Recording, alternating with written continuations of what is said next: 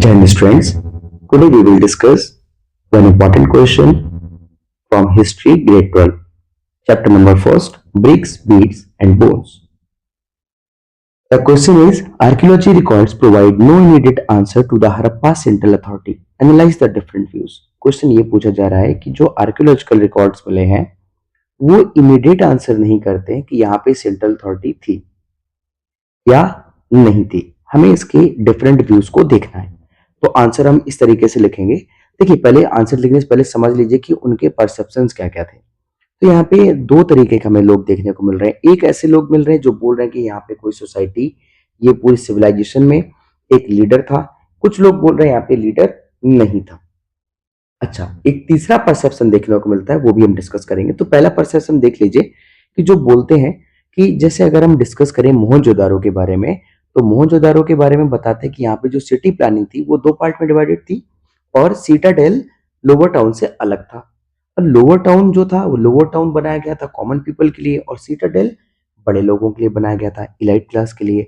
और हो सकता है यहाँ पे कोई रूलिंग क्लास भी हो। तो एक तो ये परसेप्शन हो गया। दूसरा परसेप्शन ये हो गया कि जो बिलीव करते थे कि नहीं, यहाँ पे सभी के पास इक्वल स्टेटस था, ठीक है, तो वो नहीं मानते थे कि यहाँ पे कोई सेंट्रल अथॉरिटी थी। एक तीसरा परसेप्शन हमें देखने को मिलता है यहाँ पे, वो ये बोलता है, जैसे हम अगर देख सकते हैं कि सिटी प्लानिंग जो पूरी इंडस वैली सिविलाइजेशन की है वो लगभग लगभग एक जैसी है।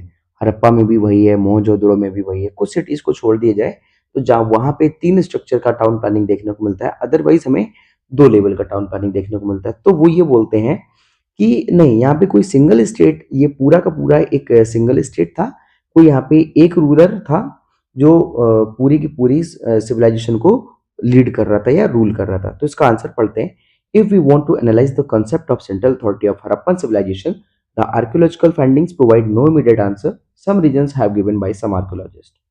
At the site of Mohenjo-daro, a large building was found, but there were no such specific evidence which could have any association with it.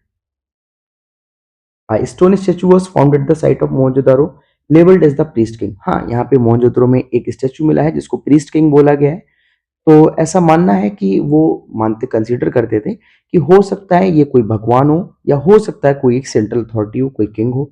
It was so because archaeologists had prior information of such statue found at the site of Sindh and which was labeled as the priest king.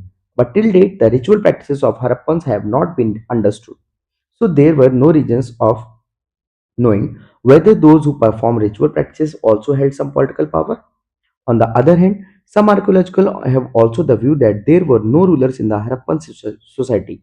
According to them, all enjoyed equal status. जैसा हमने discuss किया कि एक archaeological team वो ये मान रही है कि यहाँ पे कोई ऐसा मतलब लीडर वगैरह नहीं था, सभी के पास इक्वल स्टेटस था।